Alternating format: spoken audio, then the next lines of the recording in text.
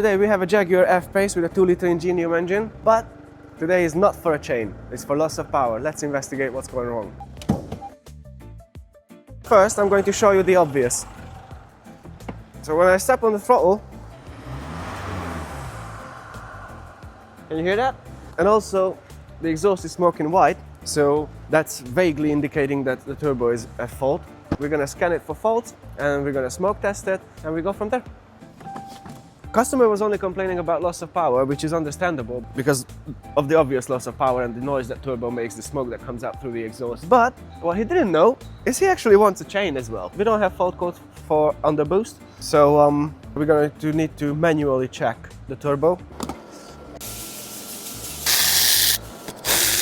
Telltale sign is the ridiculous amount of oil, but at this point it can be anything because the crankcase breathing is connected directly where this pipe goes on. You have a cover, you open the cover, you take off another cover because a solid positive line is like really dangerous.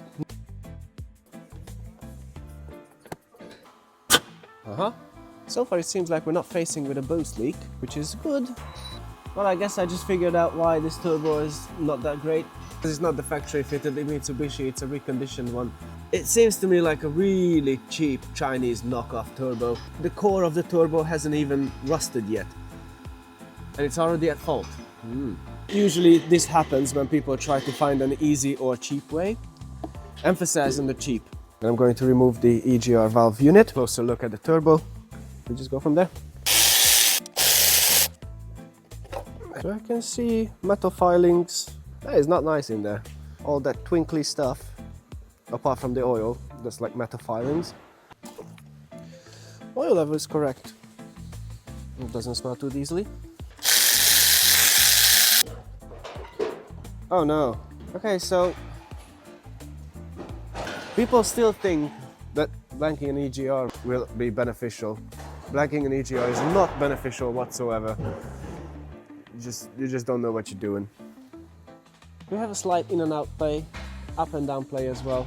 Oh my god, this is horrible. Look at that finish. It's not touching the housing, it just looks like it very much. Right, so after a chat with the customer, the conclusion is we're gonna put it back together for now. We're gonna have the remap removed so that we can find the actual fault. Obviously, once we got the car back from the mapping, we're gonna start the diagnostic again. Thanks for watching, stay tuned.